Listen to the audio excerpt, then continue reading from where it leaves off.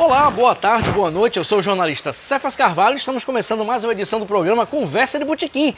Você sabe, um programa de entrevistas realizado ao vivo no Bar Dallos Comida e Arte, no Centro Histórico de Natal, com transmissão pela minha página do Facebook. Lembrando que o programa é interativo, então quem quiser pode vir assistir aqui no Bar Dallos. Já tem gente aqui no Bar Dallos assistindo em loco, ao vivo, e quem quiser pode e deve fazer perguntas, comentários sobre o entrevistado de hoje, que eu vou saudar aqui, é o ex-deputado estadual pelo PT, atual presidente estadual do PT e suplente da senadora Zenaide Maia, Júnior Souto. Júnior Souto, boa tarde. Boa tarde, noite, como você cumprimentou a todos. Eu repito o cumprimento, estou aqui à disposição para a nossa conversa. Beleza, vamos conversar sobre PT, sobre política, sim, campanha, né, que é o assunto do momento. E primeiro, lembrando que você pode fazer perguntas, enfim, fique à vontade. Agradecer a equipe de produção, sem essa equipe maravilhosa não teríamos programa. Raquel Lucena na produção, José Agro na câmera, assistente de produção Ananda Carvalho e o apoio logístico de Lula Belmont e Ricardo Nelson. Nós temos apoio da Anoreg, Adurne Sindicato, Sinsp, Sindipetro, Francisca Seguros e Saiba Mais. Obrigado a todos que apoiam o programa e fique ligado. Júnior, assunto não falta. Eu vou perguntar para você sobre vitória de Fátima no primeiro turno, sim, sobre essa eleição que Lula está disputando o segundo turno, mas como o programa é informal, é um programa no Botequim, a gente sempre começa sobre como a pessoa chegou ao ponto de ela se encontrar agora. Eu sei que você é moçoroense, cidade onde morei e trabalhei por 2 anos e tenho muitos amigos, e que veio bem cedo para Natal. Como é que começou o militante Júnior Souto? Na verdade, eu sou moçoroense, mas naturalmente sou areiabranquense. Areiabranquense? Eu apenas disponho de um título de cidadão moçoroense, conferido pelo vereador Júnior da Escócia. Então você nasceu em Areia Branca? Sou areiabranquense. Igual a Expedito Assis, Mirabô Dantas. Exatamente, Manu. Entre outros que militam aqui na atividade política. Mas aí como é que foi a sua transição? Areia Branca, Mossoró, e até chegar em Natal? Cheguei em Areia Branca com 14 anos, iniciei uma militância no movimento de pastoral de juventude da Diocese de Mossoró, de onde eu saí para morar em Natal no começo dos anos 80, e aí tinha uma participação no movimento estudantil que era periférica. E a partir dos anos de 81, 82, me aproximei da vida partidária e desde então construo o PT. Por esse período exerci mandato, como você mencionou, 90 a 94 exerci o mandato, e desde então tenho estado sempre exercendo funções de dirigente de partido, integrando organizações partidárias, com uma passagem em Natal no movimento de bairro.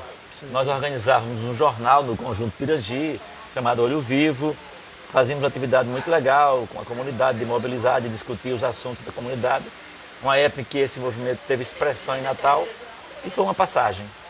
Perfeito. Júnior, você foi o primeiro deputado eleito pelo PT. E isso a gente está falando, como você falou, em 1990. Era uma outra época. Em 1990, Lula não tinha sido presidente, o PT não tinha a força que tem hoje. Era um período muito anterior às redes sociais. Fátima Bezerra ainda não estava no tabuleiro político, ela apareceu depois, naquela eleição municipal que perdeu por pouco para Vilma de Faria.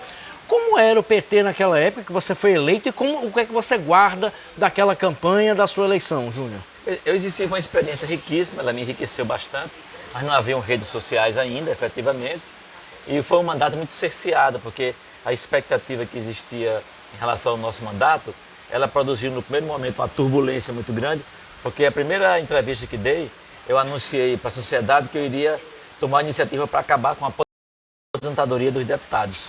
Isso infernizou minha vida bastante. Imagino. E durante os 2 primeiros anos do mandato eu não conseguia sequer aprovar um requerimento de audiência. Havia uma obstrução determinada, as ameaças que aconteciam no ambiente parlamentar e fora dele. Sim. Então, a minha inexperiência e a truculência da tradição política daquele período, especialmente o contexto do agripinismo, né? O agripinismo sempre representou a banda mais conservadora da tradição política daqui, pelas suas expressões, ainda que Zé Agripino ostente uma posição um pouco mais soft, vamos dizer assim, uma palavra em desuso hoje, mas na verdade o staff político que dava representação a ele na Assembleia pegava muito forte, cesseou o mandato que nós fizemos. Em 94 disputamos a eleição para a renovação de mandato e a nossa querida governadora hoje conquistou o mandato numa disputa direta comigo por 58 votos. E eu sempre digo, que felicidade. Eu jamais conseguiria produzir a trajetória que ela produz. Acho que foi um acontecimento muito feliz para mim e para o Rio Grande do Norte, além de ser para ela também. Foi 58 votos, né? Já tinha esquecido disso. 58 votos. Nossa. Ainda bem que foi. O que tem que ser. Ainda bem que foi. E quem era o presidente da Assembleia nessa época que você foi deputado? Você lembra? Acho que José Adécio Costa. José Adécio? José Adécio Costa. Exercia o mandato naquele período com José Adécio e hoje até, quando o encontro, ele tem uma relação até amistosa comigo, me elogia, né, pela trajetória política que fez, mas ele formou a parede que obstruiu muito o mandato, né? Como não havia redes sociais, foram tantas vezes que eu fiquei até 1 da manhã fazendo 50 emendas ao orçamento do Estado, sem conseguir aprovar nenhuma delas, recebendo apelos para votar todas as emendas em bloco, e eu para também dar a resposta de macerar tudo, discutia uma a uma as proposições numa jornada que levava 7, 8, 9 horas de reuniões a fio. Eu imagino. Júnior, a gente vai passar para a sua transição de Fátima Bezerra, que historicamente é interessante isso. Inclusive aquela eleição que Fátima Bezerra quase venceu, também poderia mudar a história política do Rio Grande do Norte, né? Se Fátima tivesse vencido Vilma. Mas antes disso teve um fato, quem é da minha geração, quem tem 50 anos, um pouco menos ou um pouco mais se lembra, houve um período que o pessoal mais jovem não lembra ou não sabe, que Salomão Gurgel poderia ter sido prefeito de Natal pelo PT. Naquela época, como você já falou várias vezes, não tinha redes sociais. O que aconteceu, Júnior? Você que estava, como é que, de quase ter o prefeito, numa época que tinha Luiz Erundina em São Paulo, tinha Luziane Lins em Fortaleza, ou seja, Natal poderia ter um dos poucos prefeitos do PT em capitais, de repente não deu em nada. O que teve naquela história de Salomão Gurgel? Eu sou dos pouco mais de 60, não do pouco mais de 50. Mas você é um menino, você. Mas veja bem, cara, havia um momento ali de efervescência relativa do partido, né? Salomão Gurgel havia chegado dos cursos que ele fez de formação na União Soviética e havia uma parcela do PT que tinha conhecimento da trajetória dele, a militância no movimento estudantil. Houve objeções naquele período, porque veja que coisa curiosa, a condição que Salomão interpôs para ser candidato a prefeito de Natal era contar com Vilma de Faria no palanque.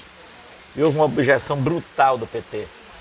Então, isso gerou crises enormes e isso foi o que inviabilizou, levou ao afastamento de Salomão. Eu fui candidato a prefeito naquela ocasião, na ausência dele.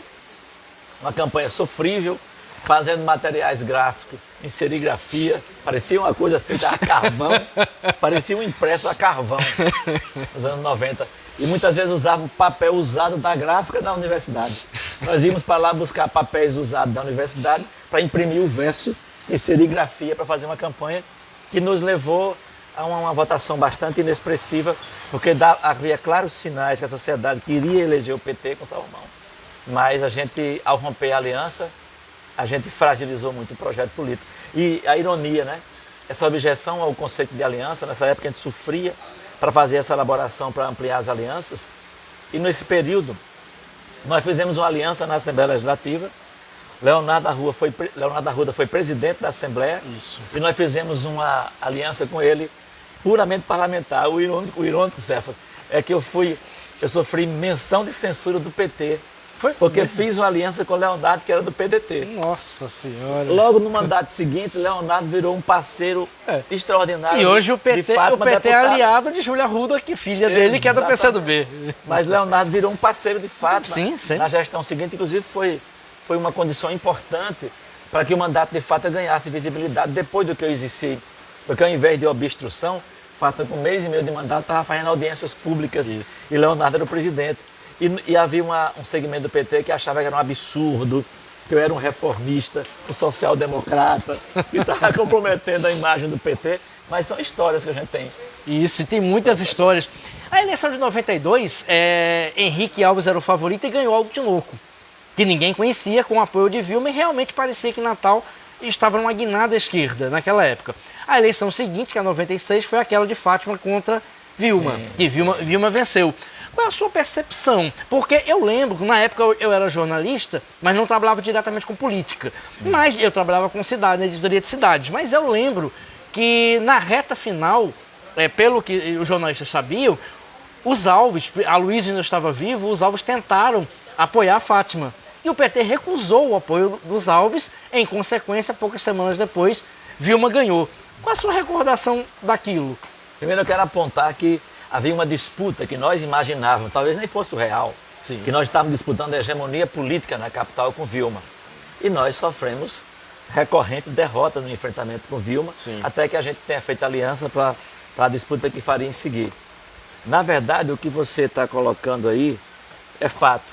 É fato. O Aloysio Alves, na época, ligou e dizia que queria derrotar Vilma e não queria participar do governo, não queria ser aliado da gente, só queria derrotar a dona Vilma de Faria. E o PT fez objeções, né? Ainda bem que companheiros importantes da história do partido, não peço o nome que eu não vou dizer, companheiros importantes defenderam essa tese e hoje, felizmente, são aliancistas e estão bastante comprometidos com o projeto nacional do partido. Mas naquela ocasião foi bastante difícil. A governadora, desde então, já era uma aliancista, já defendia fazer aquela composição, trazer Vilma para a aliança, a fazer o MDB para nos apoiar. Isso. Mas isso não foi possível e nós sofremos 4 derrotas sucessivas. Na verdade, ó, em 88 o PT teve uma candidatura que era do PDT, Valdson Pinheiro, Isso. Hugo Manso foi vice. Isso. A eleição seguinte eu fui o prefeitável, depois Fátima sofreu 4 derrotas sucessivas, como Lula. Como Lula. 4 derrotas sucessivas, até conseguir conquistar o mandato e redefinir a carreira política dela.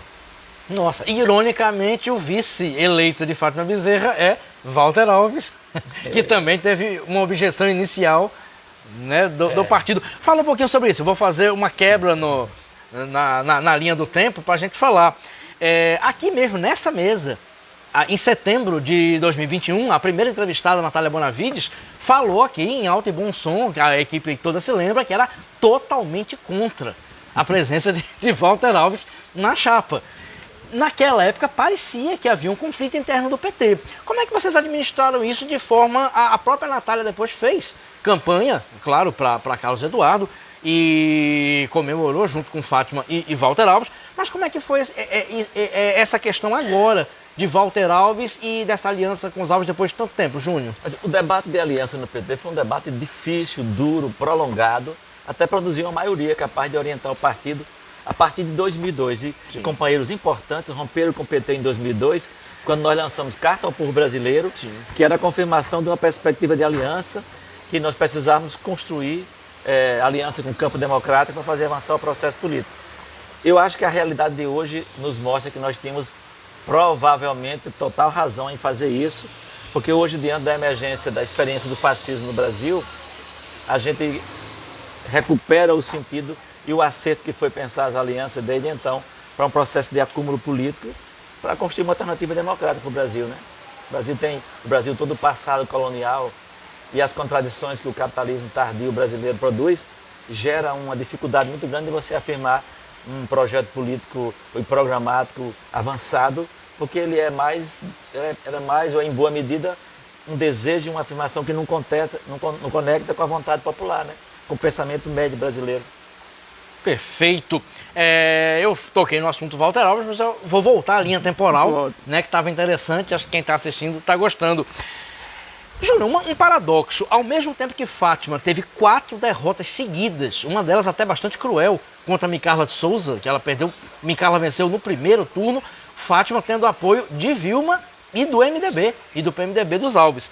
Mas, paradoxalmente, enquanto Fátima colhia derrotas sucessivas na capital, começou a crescer no legislativo. Ela foi deputada estadual, você, salvo engano, você fazia parte da equipe, você estava no gabinete, deputada federal e depois senadora. Como é que o PT via esse paradoxo dela, Fátima, brilhar e ter uma ascensão fantástica no legislativo e, ao mesmo tempo, não conseguir vitória no executivo municipal? Essa é uma contradição que está presente na sociedade brasileira. A composição congressual brasileira é uma expressão disso. O eleitor elegeu Lula, reelegeu Lula, elegeu Dilma, mas compõe um congresso ruim, como agora reelegeu a governadora Fátima Bezerra, e a Assembleia tem um perfil muito mais conservador, muito mais retrógrado do que antes.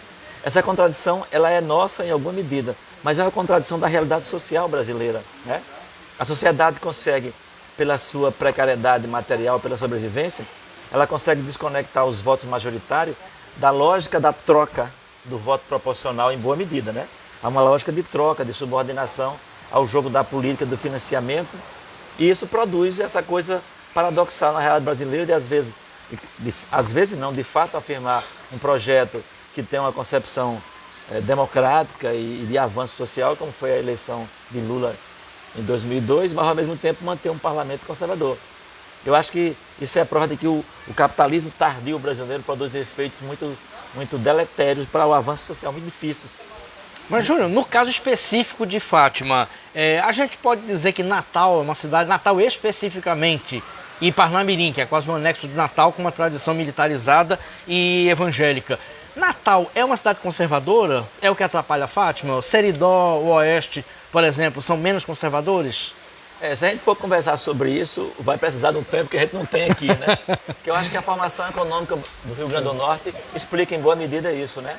Mas sintetizando, para quem está acompanhando. A formação econômica, ou seja, o modo como dá-se o processo de desenvolvimento econômico e industrial no Rio Grande do Norte é muito tardio. Você vê o caso da Bahia, o caso de Pernambuco, o caso do Ceará, estados que se industrializaram nos anos 70, nos anos 80, avançaram nos anos 90, e o Rio Grande do Norte sempre teve uma dinâmica econômica que não é propriamente industrial. Eu acho que isso cria uma configuração social mais suscetível ao jogo da política tradicional. Eu penso que esses elementos explicariam. Claro que dessa consideração geral para um detalhamento dessas observações vai muita coisa, mas tanto é que a eleição de fato em 18, ela é uma ruptura do processo de alternância das forças políticas locais. Sim. Esse processo está inconcluso, está em aberto e agora mais ameaçado pela disputa da eleição presidencial. Porque nós tivemos uma derrota de candidaturas e de expressões do campo conservador, mas, por exemplo, a eleição de Rogério Marinho pode reacender uma luzinha do agripinismo.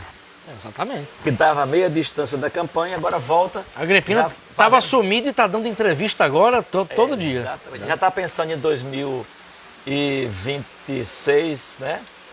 Para disputar mandatos sucessivos e deve conectar mais ainda com a tradição e com o governo Bolsonaro. Veja a curiosidade, né? Historicamente, o agripinismo representou sempre isso. O agripinismo sempre se alinhou com os projetos nacional antipovo. Sim. E o MDB foi muito mais pragmático, fazendo movimentos em direções mais à esquerda, mais à direita, vamos dizer assim, né? Sim. Hoje, por exemplo, é isso. O MDB veio conosco, nós temos o vice-governador e o agripinismo ressurge no comprometimento com o projeto nacional do bolsonarismo. Isso. É exemplo do que foi a vida inteira o agripinismo, né? O Agripino foi prefeito biônico de Natal. Pese a suposta elegância dele, mas ele revela o lado rigorosamente conservador. E agora mais do que conservador, né? De ultradireita. É porque, comparado com o fascismo, Agripino é uma direita educada, né? Minimamente civilizada. Mas está hipotecando o apoio a esse projeto, né? Sim, sim. Ele é mais refinado, mas no grosso é a mesma coisa que está aparecendo. Atacado. Tem uma pergunta aqui de Raquel Lucena, nossa produtora. Isso. A pergunta de Raquel. Garibaldi e Henrique Alves sem mandato. O que muda na política do Rio Grande do Norte? Olha, eu acho que as eleições que foram acontecendo nos estados nordestinos foram deslocando os grupos tradicionais. Em todos esses estados, essas forças tradicionais, e muita gente reclamou quando a gente sinalizou aliança com o MDB, falando que a gente ia ressuscitar, e nós dizíamos, eu pelo menos repetia muito, olha para os estados vizinhos, em que lugar desses estados vizinhos essas forças tradicionais ocuparam o centro da política? Não ocuparam, elas se deslocaram e passaram a ser forças suplementares. Sim. E elas estiveram em 18 contra nós, apoiando o bolsonarismo. Nós conseguimos trazê-los para essa discussão aqui conosco e construir um projeto para cá. Mas, na verdade, a posição que eles têm ocupado no Nordeste inteiro é de força secundária, de força complementar, né? E as possibilidades de ressurgimento com mais ou menos força desses grupos dependem muito do cenário da eleição presidencial. Elas que vão criar as condições para que esse fortalecimento se dê. Agora, por outro lado, o alinhamento do agripinismo com o projeto nacional deve gerar outra polaridade. Ela não é o centro da política, Sim. A polaridade dos dois grandes grupos. Agora a governadora, sem dúvida nenhuma, exerce a maior liderança no Estado. Sim. E nós vamos ganhar essas eleições. Aí sim, esse ciclo que Fátima abriu com a eleição de 18, que nós abrimos com a eleição de Fátima em 18, ele vai conseguir avançar. Se nós conquistarmos essa eleição, como é a nossa expectativa, se nós não conquistarmos essa eleição, teremos dificuldades consideráveis para fechar esse ciclo, a exemplo do que já aconteceu nos estados vizinhos, de modo distinto. Sim. Nesses estados, nós ganhamos eleições e governamos em ciclos em que nós estávamos no governo central. Né? Então nós precisamos viver a experiência feliz e exitosa para ganhar essas eleições e fazer o Rio Grande do Norte dar um salto também econômico e de desenvolvimento. Perfeito. Júnior, para fazer um link com a pergunta da Raquel, uma pergunta que me fizeram nas redes sociais nessa semana é a seguinte: o PT e Fátima Bezerra, o grupo, contava com a eleição de Carlos Eduardo, ex-prefeito de Natal, como senador. Primeiro porque ia fazer parte do grupo, né, da força do Senado, apoiando Lula, em caso de vitória de Lula. Segundo porque, no raciocínio de Fátima, era um adversário a menos, como ela tirou um adversário direto e colocou como candidato ao Senado dela. Contudo, Carlos Eduardo perdeu para Rogério Marinho, ex-ministro de Bolsonaro e que virou bolsonarista, o que coloca Carlos Eduardo sem mandato e, digamos, solto no tabuleiro. Eu pergunto, qual vai ser o espaço para Carlos Eduardo? O PT acha que Carlos Eduardo pode voltar a ser adversário, ele pode tentar a prefeitura em 2024, já que Álvaro Dias não pode se reeleger. Como é que o PT trabalha com a incógnita Carlos Eduardo? O eleitor do Rio Grande do Norte claramente rejeitou Rogério. E essa leitura que nós fazíamos, que o eleitor do Rio Grande do Norte não queria eleger Rogério pelo que ele representa como uma personagem política central na desconstrução dos direitos sociais e direitos do trabalho, como as reformas que o governo Bolsonaro realizou. A população identifica isso e votou contra ele. Sim. Mas, infelizmente, a gente não conseguiu unidade no nosso campo do antibolsonarismo, não conseguimos unidade do ponto de vista do conceito e da estratégia da política. Rafael manteve a candidatura, da autonomia do PSB, e essa candidatura decidiu os votos que afirmavam claramente a negativa a Rogério Marinho. Porque se somar os votos de Carlos Eduardo e Rafael Mota, muito mais votos do que Rogério Marinho. Perfeitamente. Então nós compreendemos que essa é uma condição mais claramente indesejável para nós. Nos incomoda porque a gente tinha convicção de que a análise que nós fazíamos estava correta e que a gente ia derrotar o representante do bolsonarismo. E ele se fez vitorioso e está operando nessa eleição. Além das reuniões que está fazendo para o assédio moral aos trabalhadores, para articular os prefeitos para construir uma evasão dos votos, né, conspirando contra o processo democrático eleitoral. Sim. E deverá nos confrontar durante os próximos anos, mas nós teremos que fazer um bom combate. Quanto a Carlos Eduardo e as expectativas que a sociedade tem com relação à posição e o lugar dele no governo, essa é uma discussão que a governadora deve conduzir, né? Diretamente, ela é a liderança do partido de maior expressão e a governadora vai discutir, mas pessoalmente considero que a aliança que nós fizemos de, digamos assim, recolocar a posição de Carlos Eduardo votou em Lula nas eleições anteriores, foi aliado nosso em governo municipal, foi da coordenação regional da campanha de Dilma, tem uma trajetória, essa trajetória foi afetada pela posição dele de 18, sim. E nós tínhamos pesquisas qualitativas que mostravam claramente que a aliança com o MDB não incomodava o eleitor potiguar, mas a aliança com o Carlos tinha um desconforto pela posição que ela adotou em 18. Mas isso são histórias, são acontecimentos da política. O que nós queremos é que ele continue firmemente, como dá claros sinais disso, no campo democrático e lutando por essa vitória eleitoral nessa eleição, agora no dia 31, e sendo um parceiro importante para o nosso futuro. E ficou claro uma coisa: na eleição de 18, a governadora foi eleita, mas sofreu uma derrota em Natal por mais de 110 mil votos. E nós ganhamos as eleições. É verdade. É indiscutível que tem um papel importante da candidatura de Carlos nesse cenário, né? E esse reconhecimento nós temos que fazer para justificar mais fortemente o acerto da aliança que nós construímos. Perfeito. Júnior, eu sei que o PT coloca a Fátima como uma estrategista política, mas você, como presidente, pode ter informações privilegiadas, ou pelo menos dá para a gente me permitir fazer lucubrações aqui. Fátima construiu realmente um ótimo leque de alianças. A imprensa, uma parte da imprensa se acompanhou bastante, eu lhe entrevistei sobre isso, especulava, inclusive dando data, local e hora de Ezequiel Ferreira de Souza ser candidato pela oposição. Teve blogueiro que disse a hora e o local onde ele ia anunciar a candidatura e nada disso aconteceu. Ezequiel continuou no grupo, provavelmente por trabalho de Fátima. Eu pergunto, como Fátima vai acomodar MDB, talvez Carlos Eduardo, PSB, afinal de contas, Rafael Mota pediu voto para ela e para Lula, o próprio PT, em toda a sua extensão, obrigado, o próprio PT e também as forças em volta, como, por exemplo, Jaime Calado, que tentou uma candidatura e não conseguiu, o próprio PV, Milclay Leite, ajudou na majoritária, teve uma boa votação. Enfim, a pergunta é, como Fátima vai conseguir colocar tantas pessoas nesses espaços? Ezequiel foi importantíssimo para essa vitória, para consolidar a nossa vitória. Ezequiel foi muito importante para o nosso governo, em que pesa a diferença que nós temos no conceito da política, no administrativo, mas nós temos que reconhecer o papel que ele cumpriu nesse período.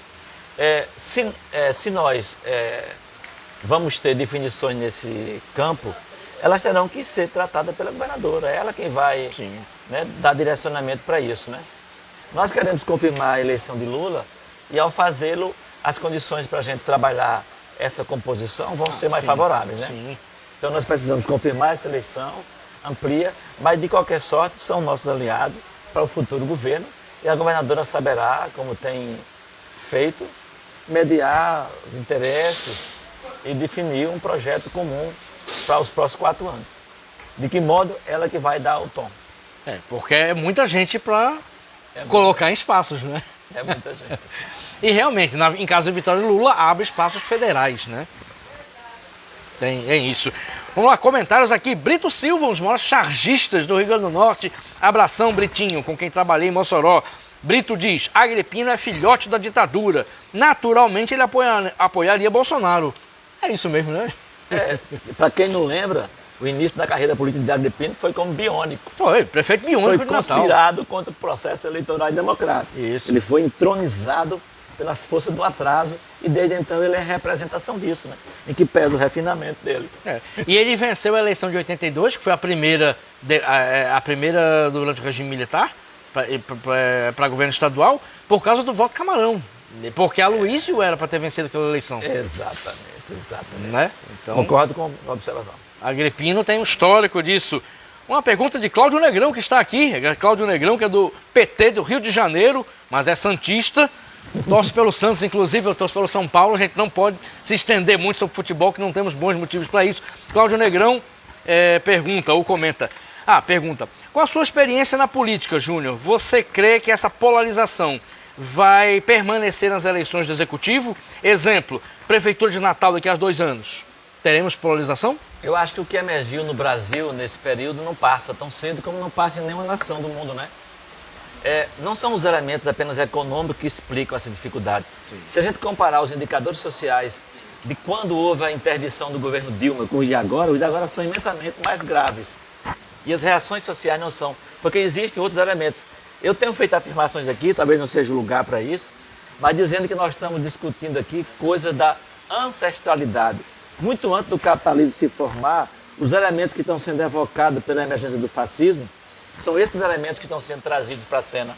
As pessoas estão se alinhando por razões, não há uma explicação única, né? Sim. Aí eu recorro aqui a Marx para dizer que essa coisa acadêmica, né? O real é a síntese de múltiplas determinações. Então, acho que não dá para ser redutivo. A gente tem uma tarefa política imediata, ganhar as eleições. Mas entender o que está acontecendo conosco é uma tarefa que a gente vai ter que ir fazendo. Porque ganhando a eleição, como nós vamos ganhar, nós teremos que enfrentar essa coisa que emergiu no Brasil por muito tempo, porque ela é uma ofensiva cultural calçada nos interesses do neoliberalismo. Né? Então o bolsonarismo continua, mesmo se Bolsonaro perder, continua o bolsonarismo. Tem uma expressãozinha bem chatinha do campo acadêmico que diz que é o fantasma metafísico. Vai caber outros, talvez menos atrapalhados do que ele. Mas nossas gerações vão ter que combater muito. O debate cultural e político vai se colocar como uma exigência muito grande para os próximos anos no Brasil. Por isso que a gente orientou tanto criar comitês populares, que tenham dinâmica agora para fazer atividade política, mas que vá fazendo uma dinâmica de discussão sobre os problemas da cidade, de discussão sobre os problemas nacionais, para preparar todos nós, cada vez mais, para entender o que está em curso. Porque a crise do sistema, ela evidentemente, né, é óbvio que ela é uma crise de natureza global. As eleições todas estão tendo características semelhantes. Você pega a eleição recente da Itália e o resultado dela. Sim. Nós precisamos fazer com que o campo, o centro francês é Vitesse Le Pen, Isso. fazendo aliança com Le Pen. Você tem a eleição húngara, recentemente, mostrando, e a própria eleição do Boric no Chile já começa a mostrar a dificuldade que é a testagem. Porque o Boric ganhou do Cast, que é fascista, igual a Bolsonaro, por 1%. Exatamente. Todas as eleições na América Latina, a distância está sendo entre 1% e 3%. Aí você olha para Portugal, que era um país de exceção de todo aquele receituário neoliberal, e Portugal, para ganhar outra eleição, foi difícil, foi dura, porque tem outros elementos envolvidos. Eu gosto de dizer que, além da crise do capital, que é tamanha, há uma crise da subjetividade humana, há uma crise civilizatória.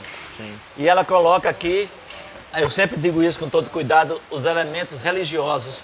E no Brasil, claramente, o neopentecostalismo, Sim. o que ele evoca são questões da ancestralidade da civilização humana e que permite que qualquer coisa cause temor, cause pavor, né, nas pessoas. Que é uma característica do fascismo, né? Agora eu quero dizer que esse é um privilégio, essa agonia para nós é um privilégio. Viver esse tempo de enfrentamento incomoda a gente, mas é um privilégio, porque a gente está vendo que aquilo que estava no escuro está saindo da toca. Aquilo que estava lá, invisível, está precisando dizer alguma coisa, eles escondem. Falam da moral, falam da família, quando nada disso é o fundamento. O fundamento é outro. Mas eles estão saindo das tocas. E ao sair das tocas é que a gente cria as condições de fazer o debate político e cultural para que a gente possa produzir um ambiente civilizatório distinto desse. Mas o capital não sai da crise tão cedo. Eu sou influenciado por um pensador que ele é otimista.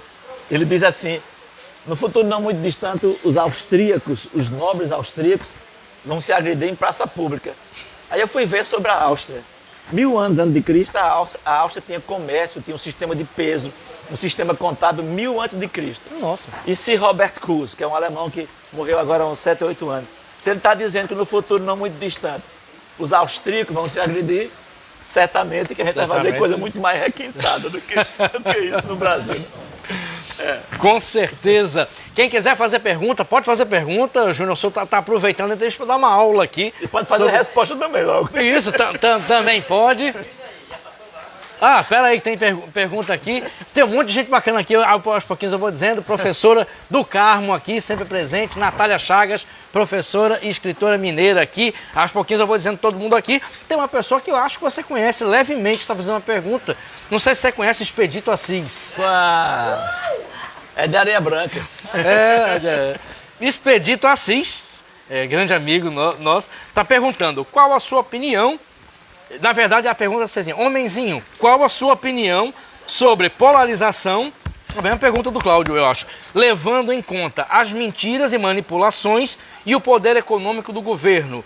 Mas as pesquisas continuaram mostrando Lula na frente. Boa pergunta. Com tudo isso, ainda tem Lula na frente. E como você vê a polarização do ponto de vista das fake news e da manipulação econômica que o governo está fazendo?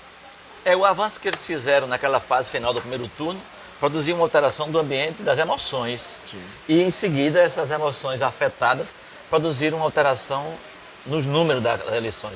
Mas eles foram trabalhados de modo diverso, né? Sim. O eleitorado de Lula se manteve intacto, invariável, e houve um crescimento do bolsonarismo em setores de indeciso, porque essa guerra do terror que estão fazendo, e a investida mais forte no ambiente neopentecostal, as periferias a periferia e o interior de São Paulo foi muito afetado. Sim, sim. Mas nós temos ainda um capital eleitoral de alguns milhões de votos. O que nós temos que fazer é manter firmeza na militância e para fazer as conversas políticas que nós precisamos fazer com as pessoas, no ambiente de trabalho, no ambiente social, em quaisquer que sejam lugares, um tanto de pirotecnia, um tanto de festa, um tanto de alegria, né? Um tanto do espetáculo da eleição. Mas o compromisso da gente de conversar com as pessoas, de se manifestar para conversar com paciência e tentar conquistar os votos necessários a manter as eleições. Sim.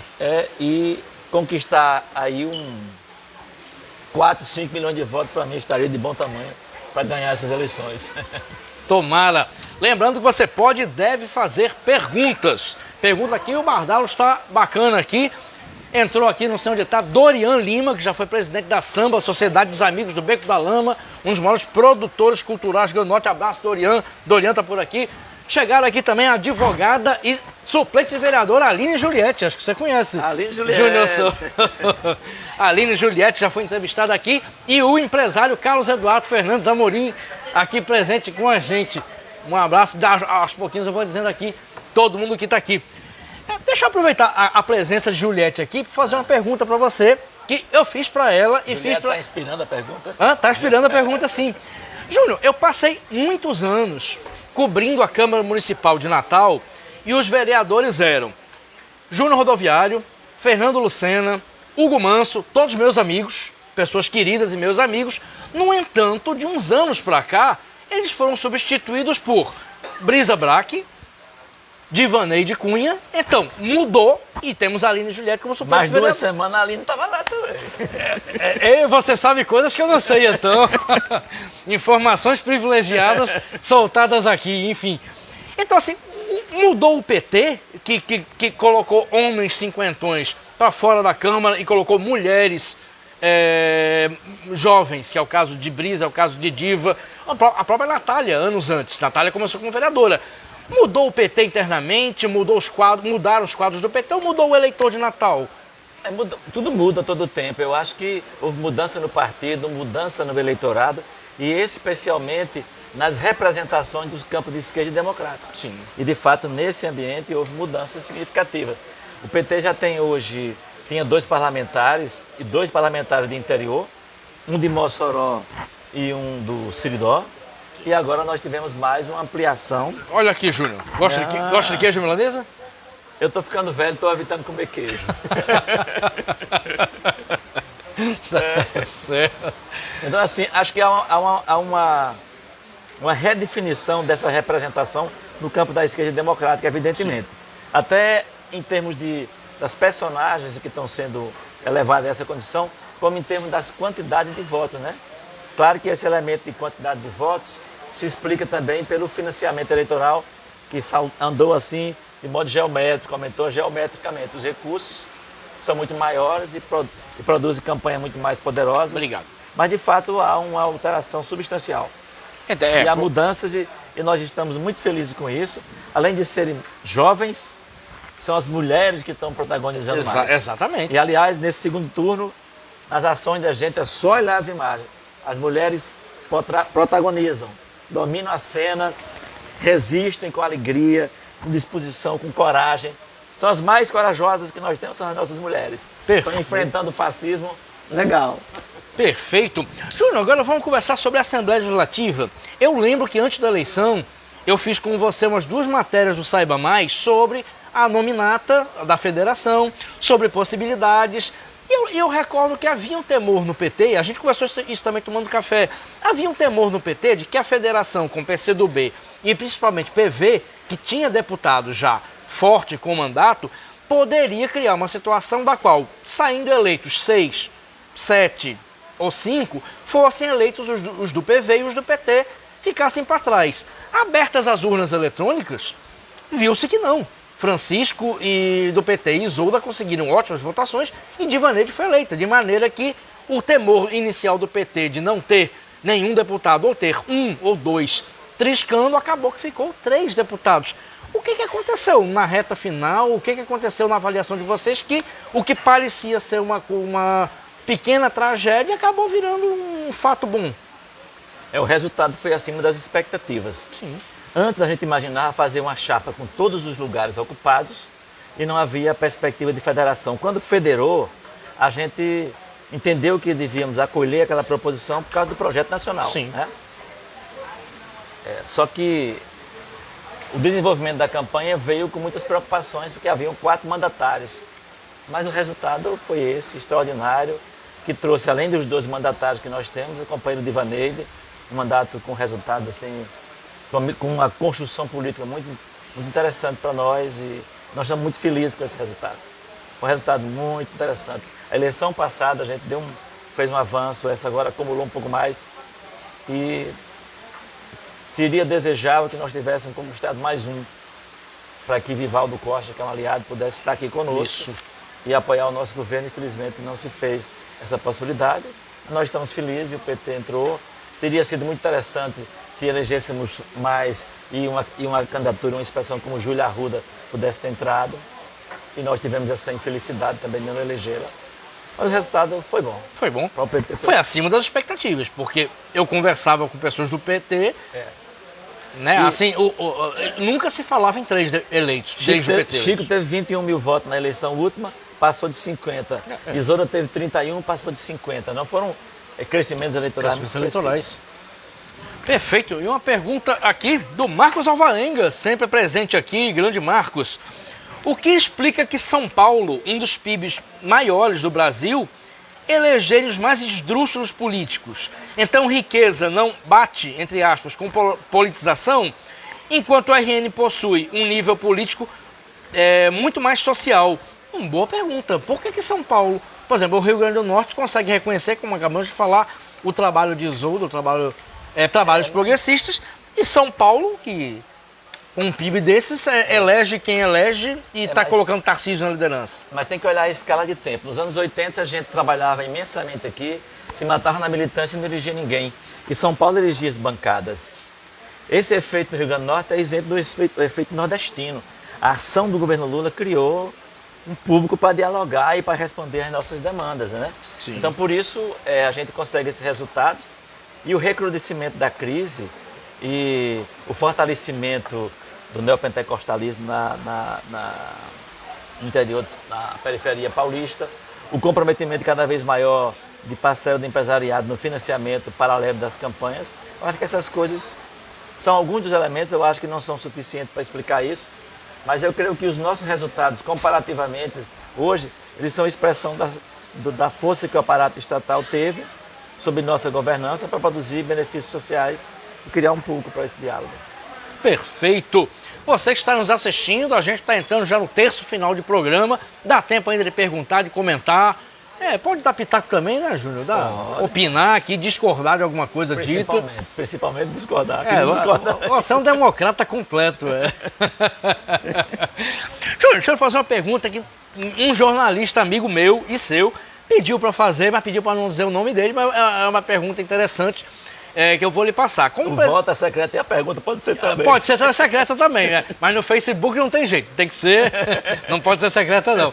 Só pergunta de amigo é secreta.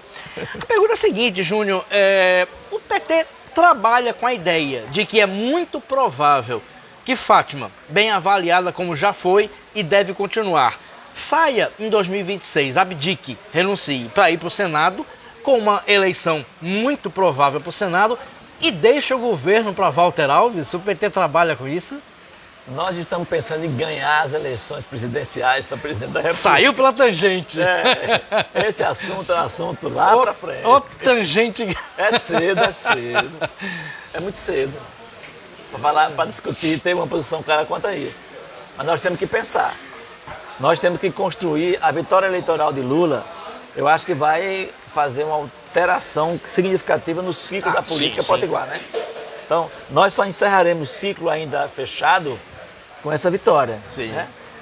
Senão os agripinismos vão encontrar umas perfurações para voltar. Certo. Então, deixa eu fazer a pergunta sobre esse assunto.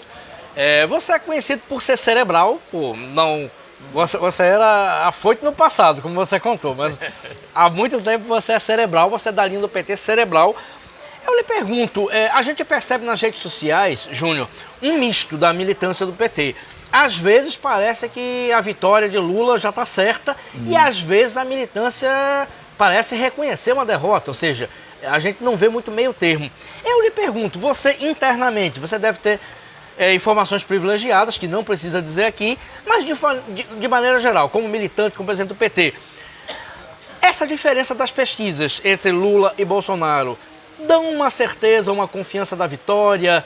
É para a militância ficar preocupada e cair mais na rua? Qual é o raio-x que você faz desses últimos 9 dias de campanha?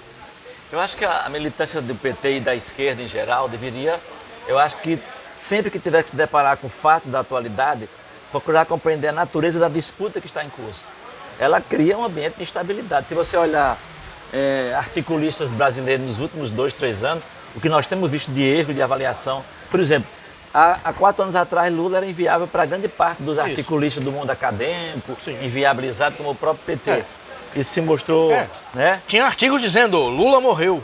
Né? Porque a natureza da disputa política é muito elevada. Nós estamos vivendo um momento muito especial. E todos os recursos que o liberalismo e o pensamento, né, retrógrado usa hoje para desestabilizar. Faz uma semana que eu olho na internet, agora está aparecendo. A mulher saiu de casa para fazer uma compra no supermercado e voltou, a criança se afogou. O pai foi dar ré no carro e passou por cima. Eles estão procurando desestabilizar. Tem que olhar para os dados da realidade. Sim. Nós temos uma disputa que sofreu alterações, mas nós temos ainda hoje, com base da pesquisa, mesmo da Datafolha, um valor, um número de superior a 4 milhões de votos. Sim. É um voto que as pesquisas dizem que não muda. Temos que olhar para isso, mas entender que tem um desafio e uma ameaça. O abuso do poder econômico, o terrorismo midiático, o apelo aos temas éticos, tudo isso vai causando efeitos corrosivos e nós temos que ter resiliência, né? E ela também deriva disso, da compreensão da natureza desse embate que nós estamos vivendo. Eles não têm limites, eles não têm escrúpulos. E eu me lembro aqui da frase do Brizola: se os evangélicos, ele deve estar se referindo aos neopentecostais, se envolverem com a política, eles matarão em nome de Deus. Então eles estão dispostos a tudo. Sim. Porque eles demonizam, né? Deliram, demonizam e legitimam todo tipo de ação que fragiliza. Agora nós temos que estar juntos uns dos outros. Nós temos que fazer campanha, conversar com as pessoas e nos apoiar. Aqueles que estão ansiosos demais, aqueles que estão afetados demais, devem ser identificados por nós e conversados, e mostrar elementos, artigos, fazer falas, né? Porque de qualquer maneira, um longo embate nos espera. Vamos ganhando essa eleição como nós esperamos ganhar, e creio que vamos ganhar. Vocês imaginam o que é um congresso como esse? Nossa, um congresso difícil, vai ser difícil governar com esse congresso, né? As mediações vão ser muito Embora difíceis. uma parte seja fisiológica, não é, Júnior? A impressão que fica, não alguns, não a Damares, não o Moro, não aí, mas uma parte totalmente fisiológica. Eu acho que se Lula vencer, eles passam a apoiar Lula, não?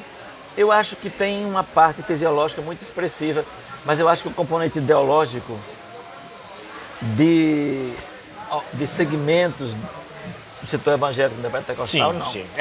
Não. Aí tem objeções que não estão disponíveis para conversar conosco, para dialogar conosco, né?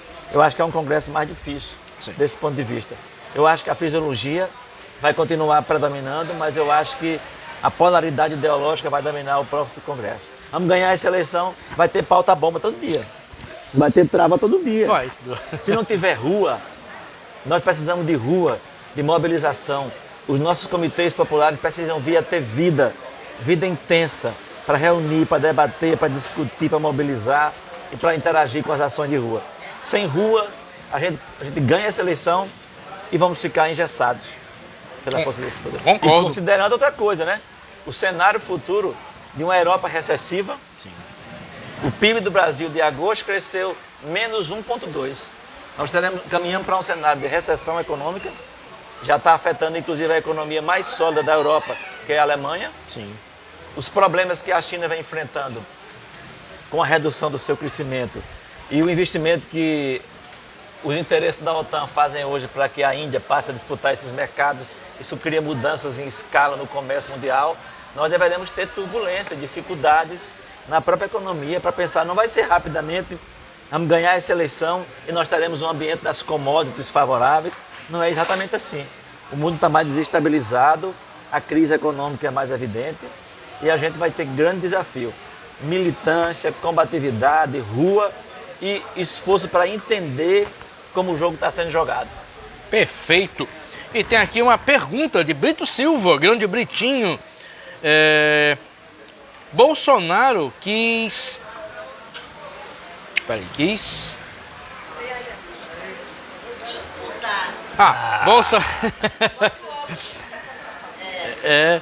Bolsonaro quis imputar ao nordestino a maioria de Lula, ao analfabetismo, insinuando que o nordestino não sabe votar. Mas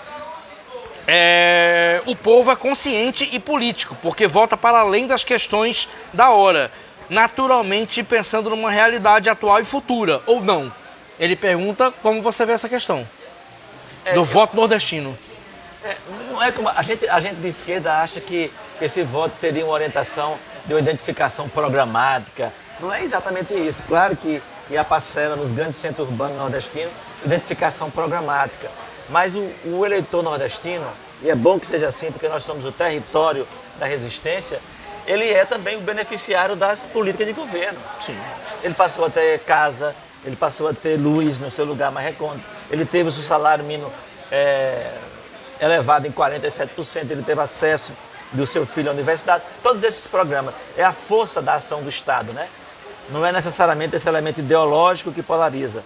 Tem elementos ideológicos e a juventude tem contribuído muito para isso, né? Mas tem um elemento da... E as mulheres, eu acho que o público feminino identifica, para além disso, os valores, né? Quem mais rejeita o discurso da violência, o discurso do ódio, os preconceitos, a xenofobia, o público feminino, por excelência, reage. Tanto que Lula vence com ampla maioria no eleitorado feminino. Exatamente. Né? E a gente tem uma participação muito forte nesse segmento no Nordeste em especial. E coisas, agora como dizia meu amigo Epicuro, e coisa que eu nem sei. Nós estamos indo para a reta final do programa, dá ainda para fazer perguntas, acho que a produção vai trazer perguntas aqui. Muita gente bacana no Bardalos aqui, é muito bom essa dinâmica. Lembrando que nós temos o apoio do Adurne Sindicato, Anoreg, Sinsp, Sindipetro, Francisca Seguros e Saiba Mais. Realmente estamos chegando a uma hora passou voando, Júnior. Olha. O papo é bom, a hora passa voando. Uma pergunta de Juliette Abreu, olha aqui. É muito difícil não, Juliette. Vocês já falaram sobre transporte no dia das eleições? Bom assunto. No contexto econômico atual, com a população necessitando do básico para se alimentar, a gratuidade dos ônibus pode ser uma forma de incentivar o exercício do direito de voto, porque realmente é uma polêmica que tem em Natal e em muitos lugares do Brasil. Como é que você vê isso, sobre essa gratuidade e, ao mesmo tempo, prefeitos como Álvaro Dias em Natal, que parece não muito disposto a ter a gratuidade como uma forma, não só em Natal, como em outros municípios do Brasil, principalmente no Sul e Centro-Oeste, de que eles têm a visão de que, não colocando ônibus, o eleitor mais vulnerável, que seria mais apto para votar em Lula, não vai votar. Como é que você vê isso, Júnior? Eles estão investindo nesse sentido, né? As falas de alguns deles, em alguns áudios que circulam, investindo no esvaziamento do processo eleitoral, no aumento das abstenções. A governadora do estado publicou um decreto antes de ontem que determina a gratuidade do transporte interestadual. Sim. Ontem a gente foi ao TRE, Sim.